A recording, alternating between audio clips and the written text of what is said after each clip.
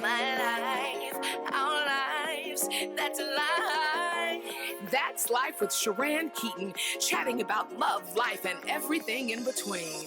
Your life, my life, our lives, that's life. Your life, my life, our lives, that's life. Your life, my life, our lives, that's life. Hello, and welcome back to That's Life with Sheran Keyton. I am so excited for this episode today. I know it sounds like I say that every time, but y'all, you have no idea for this one. Today's episode is called Left Behind. Now, when you hear that, you kind of think of like the end of days or the apocalypse. The Lord done came back and left some folks behind. But that is not it at all. I chose the name because it's a general possible feeling or thought amongst two people. But you know what? I'm not going to even go into that right now. Here's what I want to do. I want to introduce someone who means so much to me. We became friends in 5th grade, and I'm not going to keep going. But when you say best friend, like that's a serious classification to me. I don't just give the name best friend to just anybody. And I've only been blessed to have 3 in my whole life. And she is the last one standing. The others then went on to be with Jesus. But that's all right, because I still got my best friend, Peggy. So ladies and gentlemen, I want you to put your virtual hands together at your house, on your phone, iPad, computer, whatever. Put your hands together for my best friend, Peggy Davis. Hey, girl. How are you? I'm excited. Listen, y'all, she came out throwing shade. She said, long time no see. The shade of it all. Okay, so first of all, that's your mug.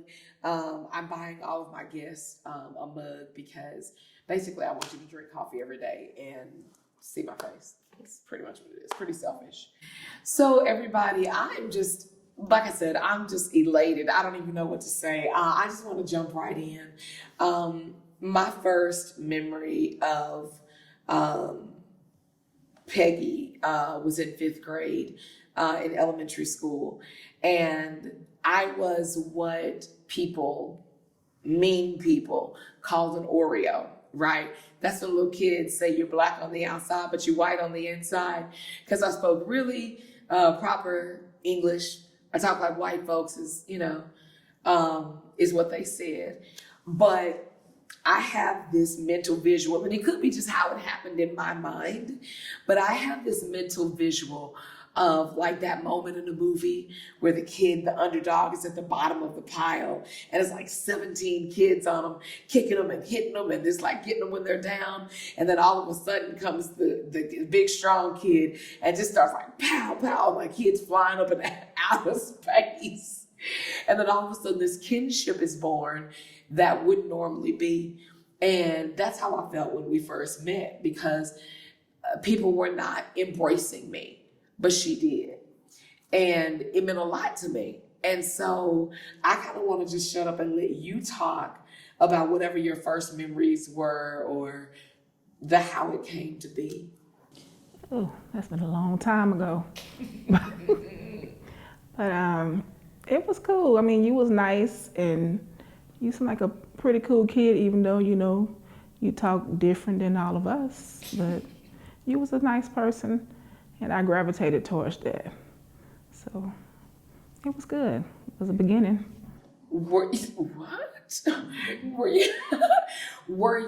ever concerned that like other people, or did other people stop being friends with you because you started being friends with me? No. They probably thought I stopped being friends with them because I was with you all the time. Because I started running with you.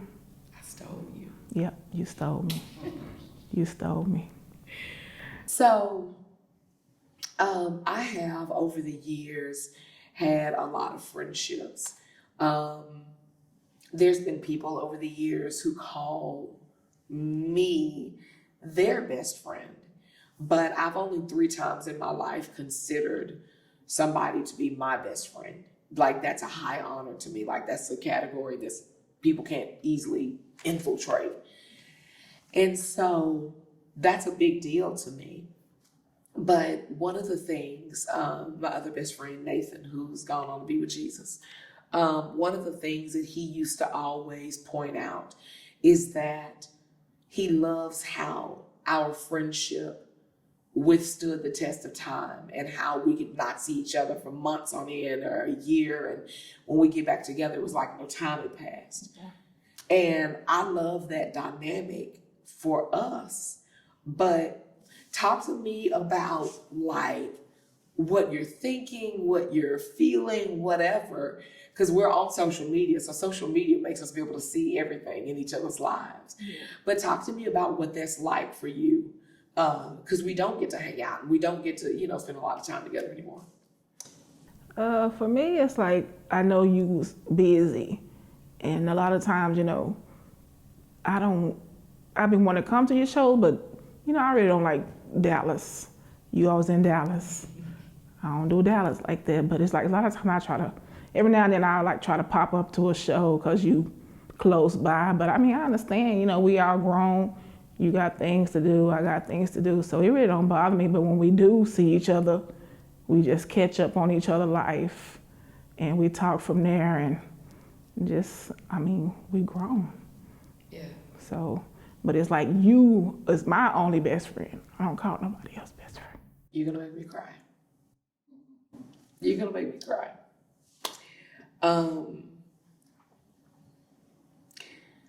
I remember getting ready to go off to college, and you were chosen to stay home. And I remember thinking that I was gonna come back home, and you were gonna, don't cry, you're gonna make me cry. I remember, you're gonna make me cry.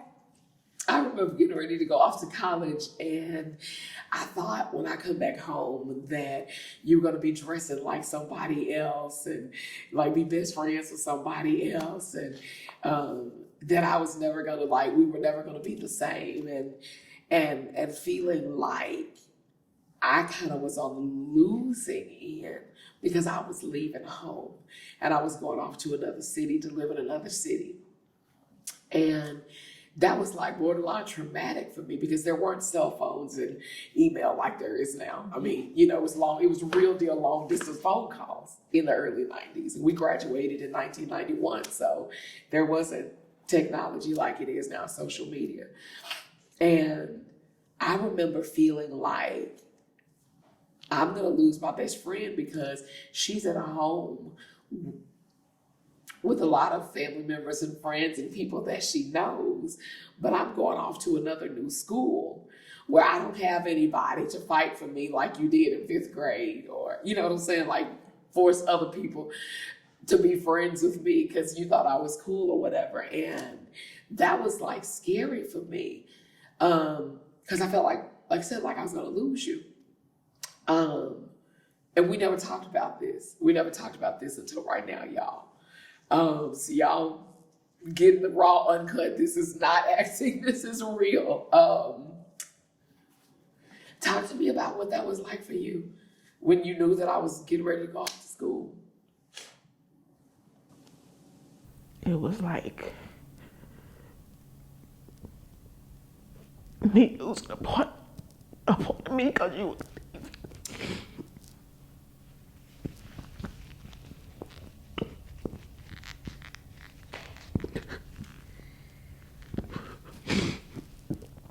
Because you was the only person I really hung with to this day, really.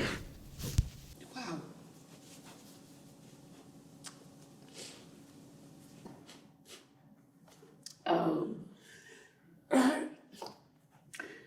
We're supposed to be able to get through this interview, ladies and gentlemen. We're trying.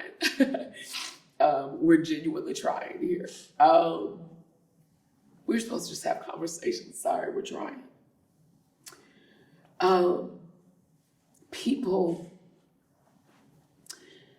People think sometimes that when you disconnect from a relationship. And sometimes it's because it's a negative thing, like, oh, we grew apart. They was doing this and I didn't do that, or somebody changed religion, or somebody changed their lifestyle, or somebody changed a thing. And people think that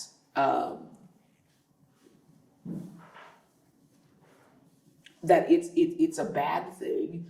There was always a bad thing. And so when I see people from our school and they say, oh, you and Peggy, are, hanging out anymore, you're friends, well, what happened?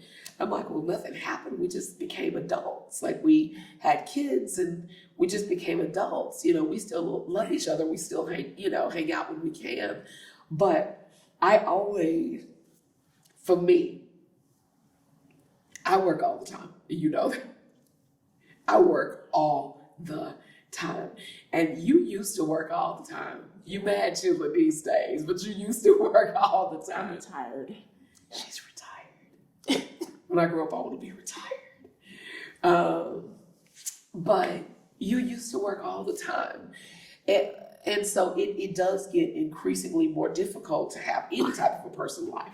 You have to see your kids. You have to see your family. You have to see, whatever. But I know for me, because of the kind of work I do, I end up after a shoot or after a show, just going out to eat with whoever's in that show. Yeah. And it doesn't mean that they are any cooler or closer or better or anything. We were just having that shared experience together. You know what I'm saying? And so for us, it's not like a bad thing happened. Life just happened. Yeah.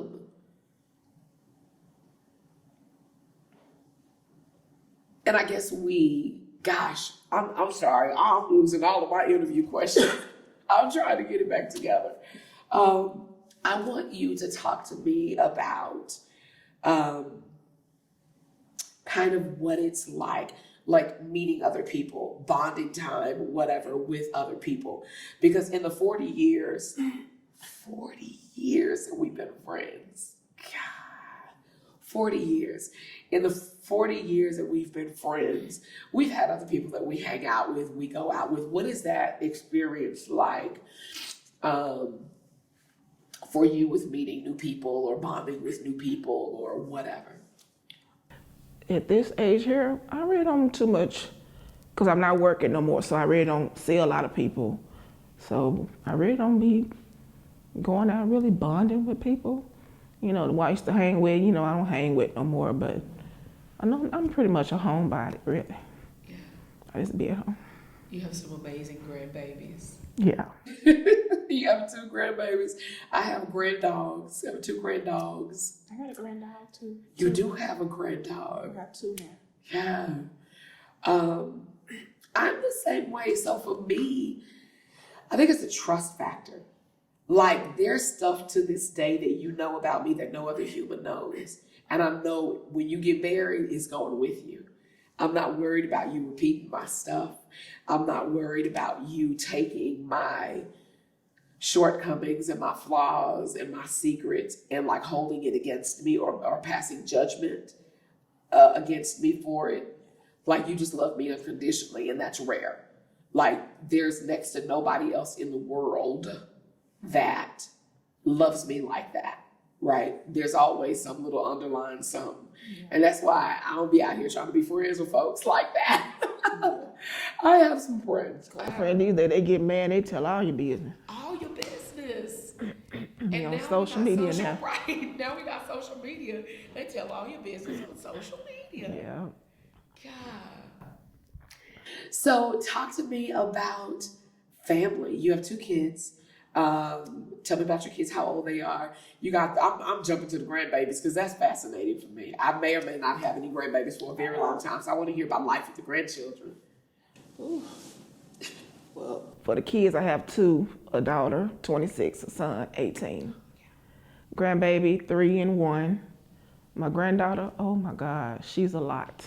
She don't want nobody to touch none of her toys. She have fits. Yeah. But she take all her brother's stuff. If he touch anything of hers, she going crazy. I wonder where she got that attitude from. People say she get that from me, but I ain't like that. Okay, keep going. You forget I've known you for 40 years. My attitude is when somebody asks for money. I get real ugly about my money. Don't play with my money. I be chill sometimes. Yeah. But her, oh my God. Granny this, granny that. She a lot. Yeah. She a lot. I say, why are you so miserable at the age of 3? You cry so much. Why are you so dang sad? Girl, she just be on one. Yeah. My grandbaby, he just a lot of smiles. He smile all the time. Yeah. But she just be so mean. Yeah. I love him though. Do you think that, because you're done parenting, your kids are grown, do you think that as a grandma, you will do different things to like help your grandkids to like have bonding time and have lifelong friendships? You know what I mean? Do you think it's worth the... With my grandbaby, my daughter, she sometimes, she'll be your friend sometimes. Sometimes she want her little cousin come to visit her. Yeah. She crying because the little girl touched her toys. Oh, Lord Jesus. Okay. This is Ariel's daughter. Yeah. She cried because she touched her toy. But then when she leaves, she looking for her. Yeah. But if you touch her stuff, oh, that's a problem. That's all she wrote. That's all she wrote. Yeah. She will come across the room to get that toy. Yeah. And her and her brother, he'll get something, he'll see her coming, he'll take off running. Because he knows she gonna come take it. So he get there, he be trying to fight her back. Yeah. He bit her the other day. Oh, he bit me. Yeah. Good. Yeah. She's so mean to him. I'm not going to say where she got that from, because I will say this. You've never been mean to me, but I've seen you get some people. But you're not a mean person. And again, I think that's why we bonded. But I don't put my hands on them. People say I look mean until they get to know me. That is true. Meaning that is true. People do say that. Yeah. People do say that. And I mean, that's fine. I thought she was so mean, but she nice. Right. Like, I didn't know I was looking like that. I didn't realize my face was looking like that. Okay. That's what everybody say. But I'm a cool person until you cross me. You know, that's everybody. Ladies and gentlemen, you heard it here. She said, I'm a cool person till you cross me. No, there really is every human, especially if it has to do with your family, your kids, your money. Like really. So talk to me about, let's snitch on me for a little bit. Talk to me about what I was like as a young person or as a teenager. Don't tell too much of my stuff on this show now, but talk to me about what I was like, what it was like being best friends with me. It was like I had a chance to get away because you was always on the go. We stayed in Dallas. I was getting to go out of town. You was the person to get me out the house to explore, because other than that, I really wasn't doing nothing or going nowhere. Yeah. So you was the friend that like, come on, let's go here, and come on, let's go there. But your mom never liked you to stay at my house. She always wanted me to stay at your house. So Mama wasn't here for these sleepovers. My mama was like, we gonna stay at people's houses. She was like, nah, you can go stay at our house. I'm like, okay. So every weekend, I'm at your house. Yeah. Every weekend. Yeah. Either we at A&B house or we doing something. So it was like my getaway to get out the house. Yeah. Other than that, I've been in the house or around the corner, but it was my fun friend. Let's go. So that's what it was. Even though like now when you got grown, we used to make lunch dates. Right. Come meet me at work and we're gonna go eat lunch. That's the only time I had a chance to see her, if I came to her job while she run her errands on her lunch. There we go. That's so terrible. So can we talk real quick before, because I wanna be able to wrap it up. Can we talk real quick? Because if you've never had a best friend that knows all, sees all, been there, done that, you are so at a loss. But we have gotten into some stuff that I'm gonna say our parents never knew about, but I feel like they did and they just let us make it. But can we please just tell the whole world about that time that we were supposed to be somewhere, but we sneaked away to go meet some boys. At the football game, and we was trying to sneak to Mansfield, and my daddy truck tore up on us. So we had to get on the freeway, turn around, try to make it back. And the truck broke down. Oh my God, I was scared. We thought we were gonna die. We stuck on the side of 20. So far away from where we were supposed to be. Very far. That was a classic case of what's done in the dark will come to the light. Yeah. And of course, of all the times that her dad's truck could break down, it breaks down in another city from where we're supposed to be that night because we asked to use the truck to go to a football game. Yeah. You remember that night we was coming from the concert and I couldn't get the lights off. And we coming down 20 out of Dallas down that hill. No headlights. Trying to ride behind people. Oh my God. That was funny too.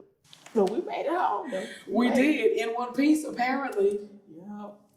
We did. We have had so many. I think that's that safety of knowing that you can do certain things to certain people, and until they get a show, they don't ever tell it. Okay. Then they get on the show and just tell it out. Right. But at this point, we're grown. My mama don't care. Your daddy don't care. We're good. Your mama, God rest her soul, so we're good. My daddy, God rest his soul. But here's what I want you to do. This is going to be a challenge for you because I know you don't do public speaking. This is so far out of your comfort zone and you don't even know how much that means to me that I was able to drag you like at the last minute out of your comfort zone and get you to come here and be here today.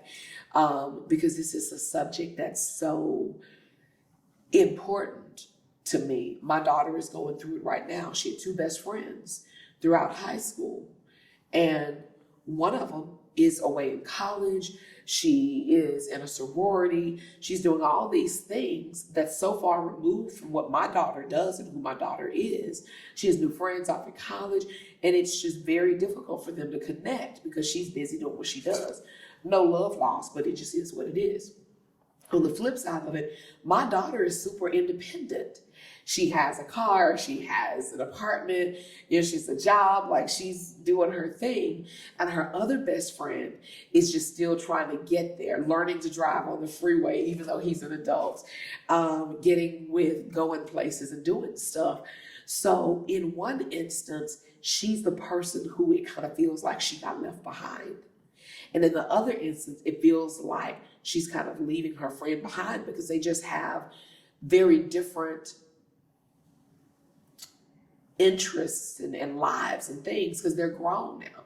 They're not in high school, so they don't have that common thread, right? And so I want to thank so very much you for being here today. You have no idea how much it means to me that I was able to drag you out of your comfort zone and get you in front of a camera. This is where I live, so I'm like, it's just like second nature to me. Yeah. But it's huge to me that you're here. And I appreciate you so much. I love you so much. You're welcome. Guys, continue to put your virtual hands together for my best friend, Peggy Davis. And I want to encourage each of you to hold those that are near and dear to you close. Don't ever forget where you come from. If there's not some big, bad, gigantic thing that happened that just ripped you apart, make sure no matter how frequent or infrequent, you take time to just say, hey, how you doing? Can we meet up for lunch? And make sure that you don't let somebody that you love feel left behind. Make sure that you always let them know how much you genuinely love and care for them no matter what. So I genuinely love and care for you. You my real deal best friend wife. I'm not supposed to do this here. Okay. Well, we're some big babies. I'm trying to finish. So that's it, ladies and gentlemen. The biggest part of life is love. And love doesn't always come from an intimate situation. Sometimes love is just two fifth graders who bonded 40 years ago, and that love just never got lost. So I encourage you, call them, Text them. Go take them to lunch for their birthday. And no matter what, make sure they always know that you didn't forget about them, that they did not get left behind. Ladies and gentlemen, thank you so much. And that's Life with Sheran Keyton.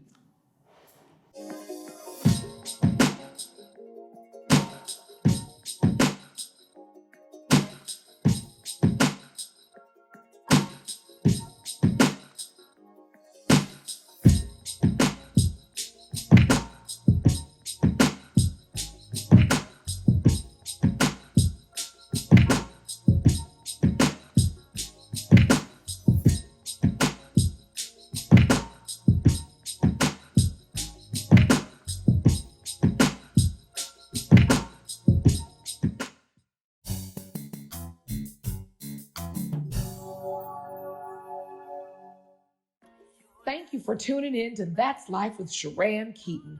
If you thought that was something, you ain't seen nothing yet. #watch, #like, #share, #subscribe. See you next time.